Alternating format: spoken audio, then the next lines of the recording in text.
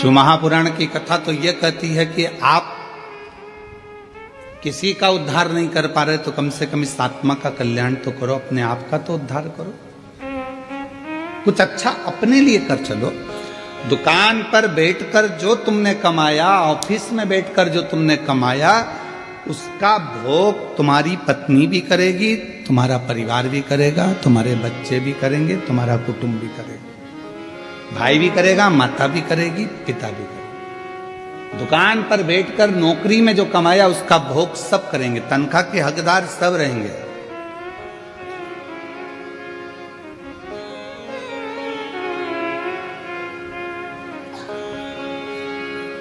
पहले के समय में चलता था नौकरी, एक करे नो खाए उसको कहते थे नौकरी। फिर आई चाकरी, एक करे चार खाए चाकरी।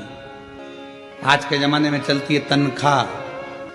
व्यक्ति उतना ही कमा पाता है जितना तनख्वाह लेता है, उससे ज्यादा मिल भी नहीं पाता।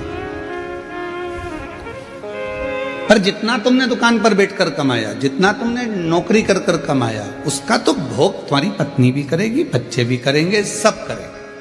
पर किस तरह से कमाया है आपने, उसका कर्म का भोग तो केवल आप अकेले को करना, कोई दूसरा नहीं करना।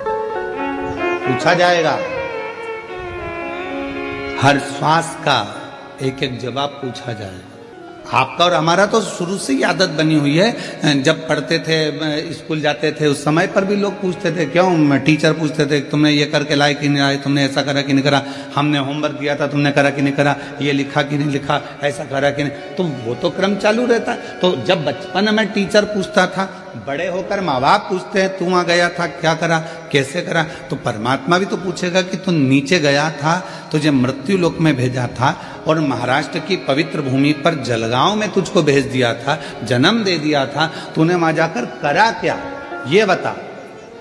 सत्संग किया, संतों का सानिध्य किया, सेवा करी, कितनी करी, वो मुझे बता। तो पूछे, फिर आप क्या बोल पाओ। किसी के लिए नहीं कर रहे तो कम से कम इस आत्म कल्याण के लिए, स्वयं के लिए खूब कमाओ, अपनी कैपेसिटी से ज्यादा कमाओ। हम तो हमेशा कहते हैं तुम अगर अच्छी मेहनत कर सकते हो तो कमाओ, खूब कमाओ। जब तक तुम्हारा शरीर चले तो अच्छी दमदारी से कमाओ, 4-6 प्लाट भी लो, खूब दमदारी से पत्नी के जेवर भी बनाओ। अगर दुकान अच्छी चले, नौकरी अच्छी चले तो पत्नी के जेवर भी बनाओ, मकान भी लो, प्लाट भी लो, जमीन भी लो, जायदाद भी लो, खूब कमाओ। पर एक बात याद रखना, तुम्हारी नौकरी चले तो तुम ये सब कुछ करो, पर उसी तरह तुम्हारा जब तक शरीर चले तब तक शंकर के मंदिर में जाकर एक लोटा जल भी चढ़ाओ। शरीर नहीं चलेगा, दूसरे जाएंगे, हाथ जोड़कर कहेंगे हमारी उनकी तबीयत खराब है, एक लोटा जल चढ़ाकर कहेंगे उनको ठीक कर देना। दूसरा नहीं, अपना स्वयं का, स्वयं के काम आता, स्वयं का करो आप। और हम स्वयं अगर भजन कर रहे हैं, कीर्तन कर रहे हैं, भक्ति कर रहे हैं, स्मरण कर रहे हैं, तो उसका फल अपने को मिलेगा।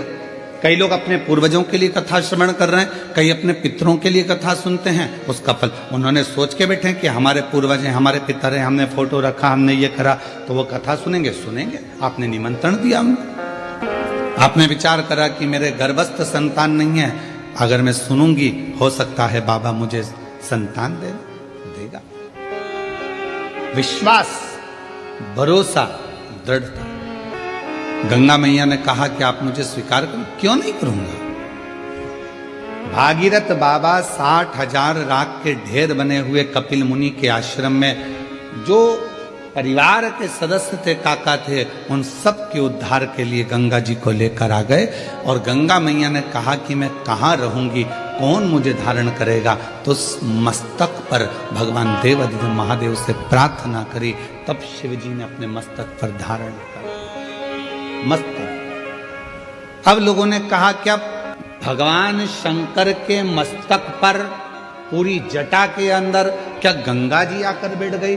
शिव महापुराण की कथा कहती है कि पूरी जटा के अंदर गंगा नहीं है, केवल उस जटा में एक भगवान शंकर का केश ऐसा है जिस पे गंगा जी को लपेटा गया है। पूरी जटा के अंदर गंगा नहीं, एक केश।